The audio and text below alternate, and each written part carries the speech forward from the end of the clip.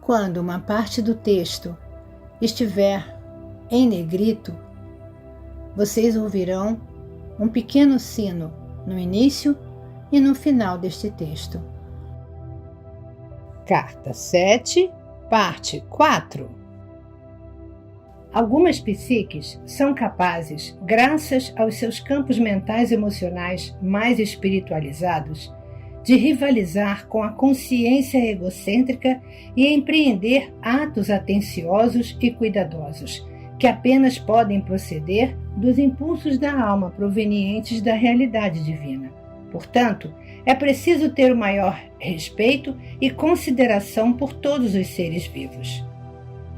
Onde as espécies evoluíram até o ponto de formular ideias e pensamentos claros e de expressá-los em sons e palavras, e onde o desenvolvimento espiritual da psique pôde penetrar na consciência egocêntrica. A psique começa a perguntar: isso é tudo o que há na vida? Quais são os nossos propósitos na vida? E etc. Quando isso ocorre, a alma está começando a imprimir na psique uma necessidade urgente de querer alcançar a fonte de seu ser, a qual sabe por instinto que existe e que é seu verdadeiro lar e lugar de descanso. O anseio oculto, mas permanente, da alma de reunir-se com a fonte de seu ser pode então ser sentido pela psique. Se há pessoas que nunca alcançam esse desenvolvimento vital em suas vidas, é porque os processos mentais e emocionais de seu ego estão tão fortemente voltados para o exercício da inteligência e da razão que quando outras pessoas fazem perguntas como: como começou a vida? Existe Deus? Como foi concebido e criado um universo tão maravilhoso? O ego do incrédulo e daquele que não é um buscador, consciente apenas de sua própria onipotência, se propõe a refutar que existe alguma dimensão que esteja além daquela onde a Terra tomou forma. Ele renega a voz da alma, retransmitida pela psique, e a cada argumento encerra-se mais firmemente nas percepções do mundo visível e material, que representam a sua única segurança. Assim, a alma fica encarcerada nas cadeias mentais e emocionais eletromagnéticas do ego, e a mente humana permanece convencida de que a alma não existe e que a dimensão terrena da existência e a força vital física são as únicas realidades. Se a mente de tais pessoas está determinada a rejeitar qualquer sussurro inspirador da psique alma, o corpo sofre com pequenas doenças, as relações são tensas e a vida em geral é cheia de estresse. Uma enfermidade pode vir em seguida. Isso se deve ao fato de que tais pessoas se alimentam apenas dos recursos limitados de energia oriundos da comida que põem em sua boca. Essa energia é procedente de um processo químico e não da fonte de toda a vida. Ainda que sua vida tenha inicialmente sido extraída da realidade divina que lhe deu o seu ser, você também tira a sua energia física do alimento e dos processos digestivos que fabricam as enzimas que quebram a comida em uma forma utilizável e alimenta as células físicas em todo o seu corpo e mente. Essa é a vida corporal. Muita gente vive e morre, extraindo energia exclusivamente de seus processos físicos. O tipo e quantidade de energia que se extrai dos processos físicos é grandemente afetada pelos campos emocionais magnéticos e mentais elétricos da entidade viva. Esses campos elétricos e magnéticos que envolvem cada coisa viva, desde uma ameba até um elefante e um ser humano, são radiações pessoais da força vital que vem da alma, combinadas com as radiações da consciência-conhecimento pessoal, da atividade em contínuo movimento mental elétrico da entidade e de seus impulsos emocionais magnéticos de ligação, rejeição. Esses campos eletromagnéticos são profundamente afetados por todos os pensamentos e sentimentos que passam pela mente e emoções da entidade. Por sua vez, os campos afetam profundamente os processos físicos do corpo.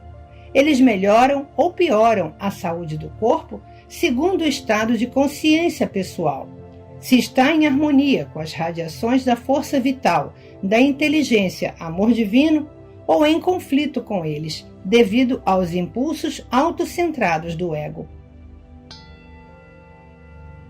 Uma entidade infeliz definha e morre. Uma entidade feliz floresce. Isso é um fato básico da existência. Em última análise, cada entidade viva se alimenta de seu próprio estado interior de contentamento ou frustração. Você pode constatar a verdade dessa afirmação no desenvolvimento físico e de consciência de um bebê. Uma criança feliz e contente floresce, ri facilmente e está plena de alegria. O contato com uma mãe amorosa aumenta o bem-estar da criança.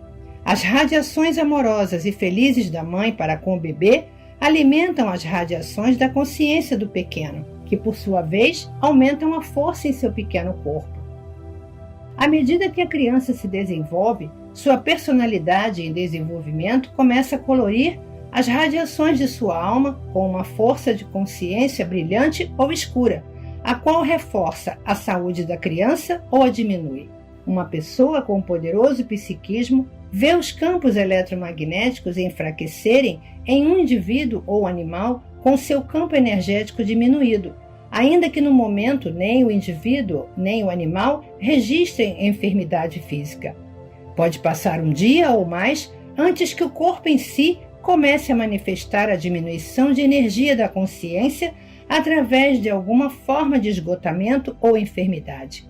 Há na Terra pessoas que desenvolveram equipamentos que registram esse fenômeno e em anos vindouros esse será o método reconhecido para diagnosticar e tratar uma enfermidade que se aproxima. Com a evolução da tecnologia do conhecimento espiritual científico, o exato estado mental e emocional, que é responsável pelo esgotamento físico, será primeiro revelado sob hipnose e registrado eletronicamente em frequências de vibrações nas telas. Isso será seguido de uma investigação eletrônica que apresentará as frequências vibratórias de diversas partes do corpo em telas semelhantes. Esse processo implicará em mudanças de cores, pois cada padrão de consciência se manifesta primeiro tanto em frequências vibratórias quanto em cores. Ao comparar as frequências vibratórias mentais e emocionais com as frequências vibratórias das partes do corpo, se poderá localizar o órgão exaurido de energia, assim como a causa mental e emocional. Os psiquiatras não mais investigarão as experiências passadas, sondando, classificando, fazendo afirmações sobre as possíveis origens ou causas dos transtornos mentais e emocionais físicos, para em seguida fornecer racionalizações humanas com as quais fazer o tratamento.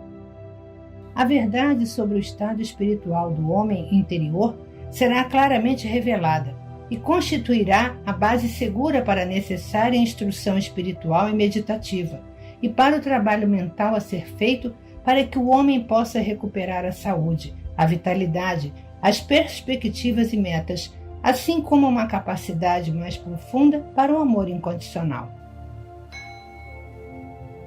Naturalmente, não se utilizarão mais os medicamentos para elevar as radiações de consciência do sofredor, uma vez que o esgotamento da vida divina, a energia da alma, é o responsável pela enfermidade.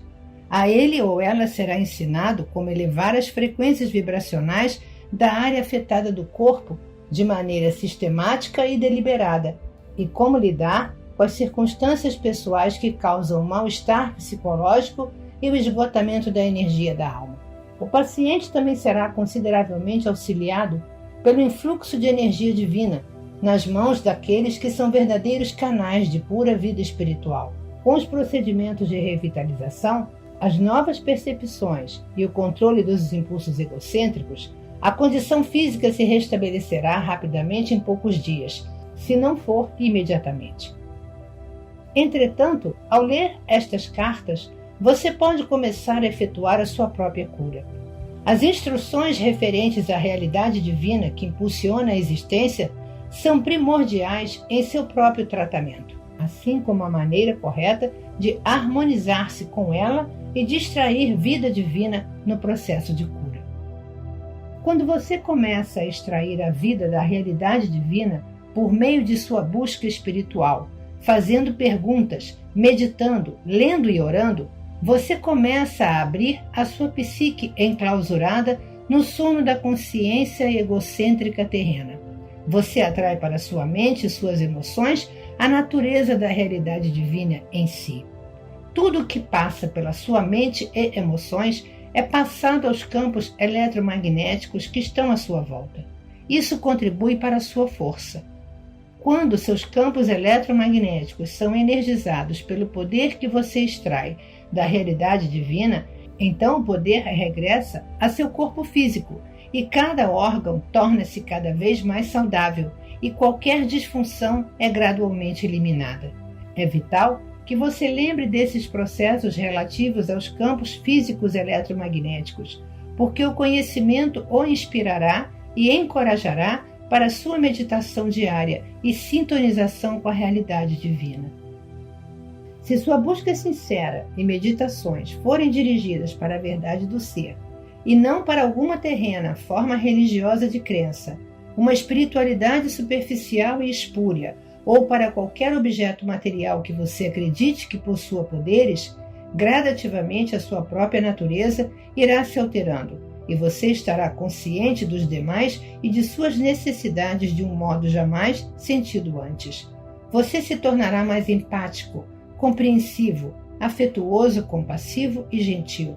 De fato, as qualidades de alma da vida divina começarão a controlar os seus impulsos naturais egocêntricos de satisfação e autodefesa. Quero avisá-lo de que você entrou agora em um tempo novo e difícil, em uma época de conflito entre o impulso egocêntrico que insiste habitualmente em satisfazer seus desejos, mesmo à custa dos outros, e a psique-alma, que começa a compreender que o amor é a lei e que os direitos dos outros precisam equilibrar-se com os direitos do eu, o ego. Enquanto a psique vai absorvendo cada vez mais da alma a realidade divina em sua consciência, o velho impulso egocêntrico começa a diminuir sua pressão e o conflito interior cotidiano se torna mais intenso. A psique-alma, agora trabalhando através da mente e do coração, descobre que está avaliando as necessidades dos outros em oposição à validade de suas próprias necessidades e sente-se oprimida e cansada da luta interna sem fim, do autoquestionamento e autojulgamento. Quando a psique atinge esse ponto de percepção, isso indica que a atração da consciência humana está diminuindo a tal ponto que a alma está se aproximando e reunificando-se com a realidade divina. A alma reconhece, por meio da psique que ela ama, o amor divino, que é a realidade divina, mais do que a qualquer coisa terrena, e que ela anseia por estar plenamente unida com a sua fonte do ser. A psique acaba por renunciar aos impulsos da consciência egocêntrica em favor da realidade divina, e por suplicar que seja capaz de renunciar ao ego através da morte de sua personalidade. Isso acontece quando a pessoa está verdadeiramente alcançando o ápice de sua vida espiritual e normalmente necessita de um mestre espiritual para guiá-la nesse processo. Essa morte da personalidade nunca deve ser empreendida como um meio para alcançar maior intuição espiritual. Isso é altamente perigoso e não o fará alcançar uma vida espiritual ou terrena de maior sucesso. Se isso ocorrer antes do devido tempo, será enormemente destrutivo para a psique e para o ego. Dificultará todo o desenvolvimento da alma, psique, ego, físico. Ninguém deveria manter tal pensamento com a finalidade de estar mais avançado na percepção espiritual e na verdade.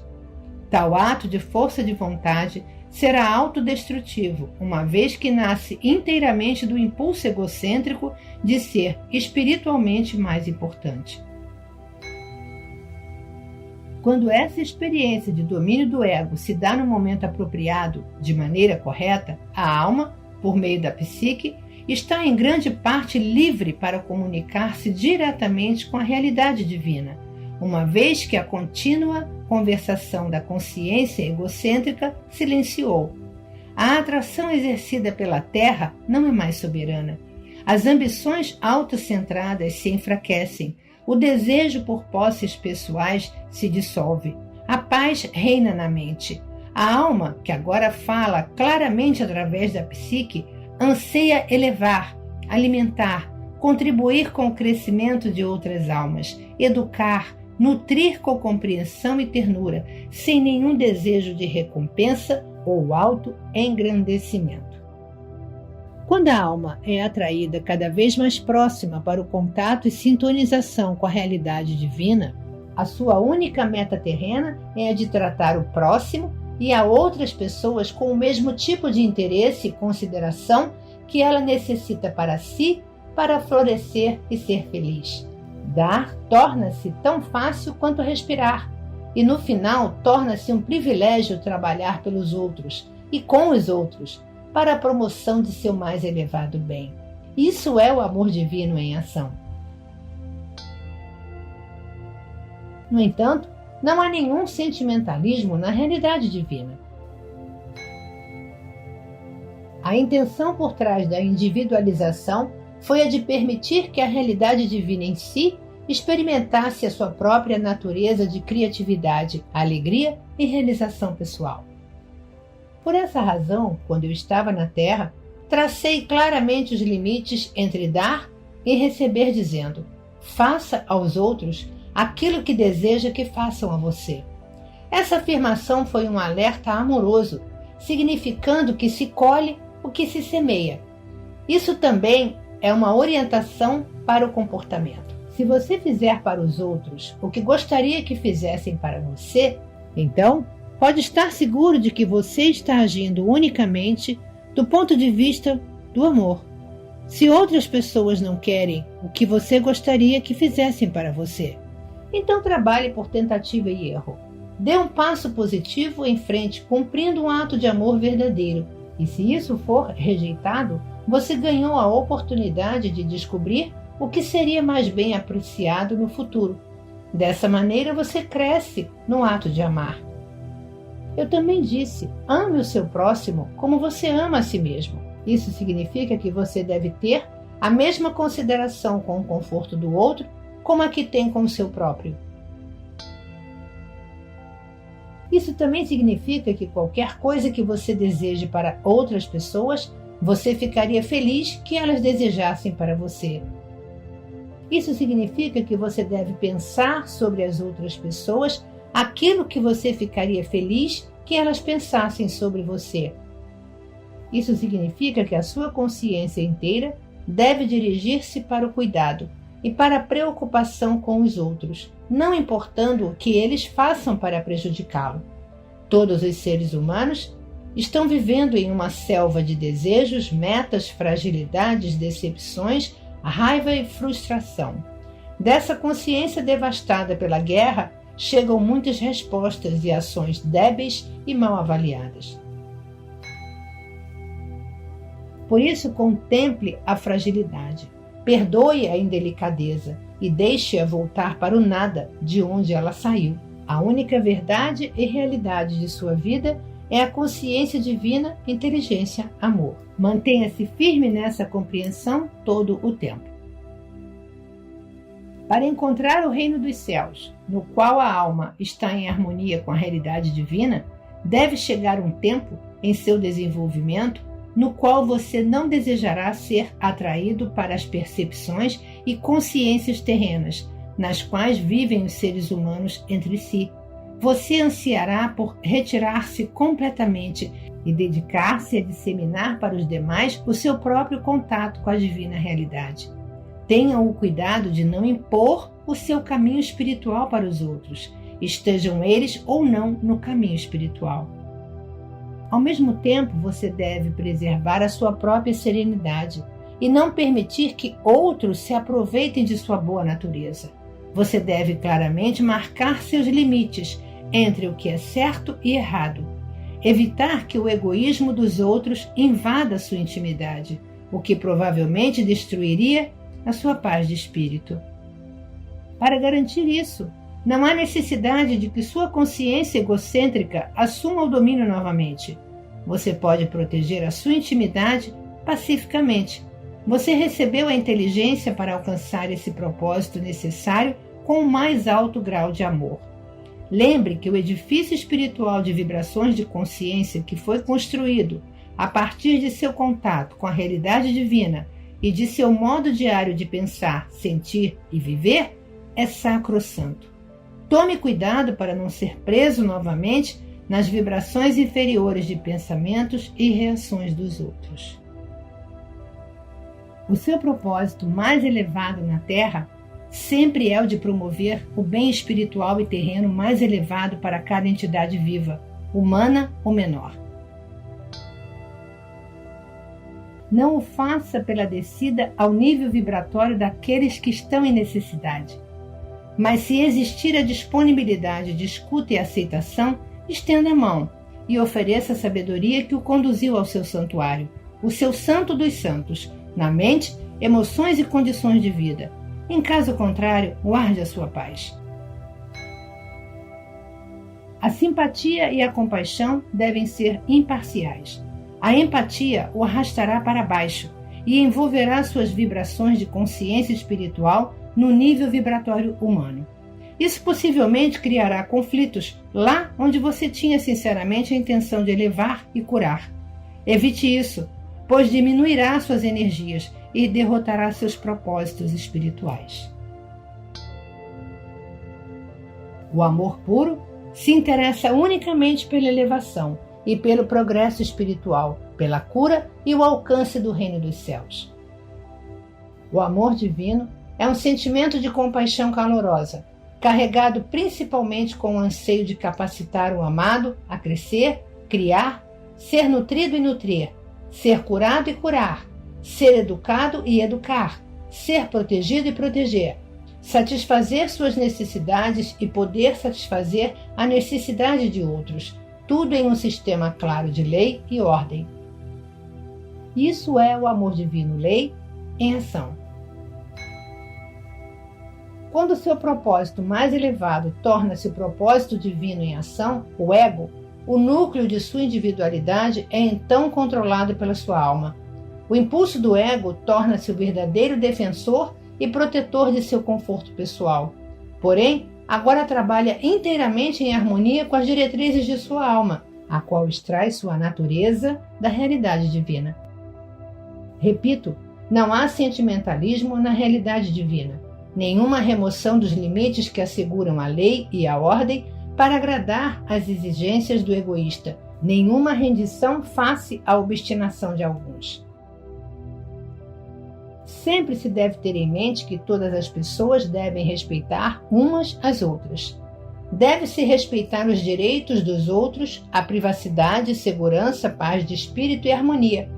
Se surgirem diferenças, elas podem ser tratadas com mútuo respeito. Quanto mais evoluído espiritualmente você for, mais respeitará os altos e os baixos níveis sociais, considerando-os como iguais. Não diante dos olhos de Deus, como gostam de dizer os seres humanos, mas pela sua própria percepção espiritualizada da igualdade fundamental das almas de todos os seres. O respeito e o amor divino caminham unidos. O amor verdadeiro é altamente respeitoso com o ser amado. Quando há respeito entre duas pessoas, isso frequentemente as leva às formas mais elevadas de amor. Se você tiver achado esta carta difícil de aceitar, lembre que a mente humana é limitada em sua compreensão das dimensões que estão além do plano terreno. Não permita que a racionalização do ego o retenha em sua viagem da alma.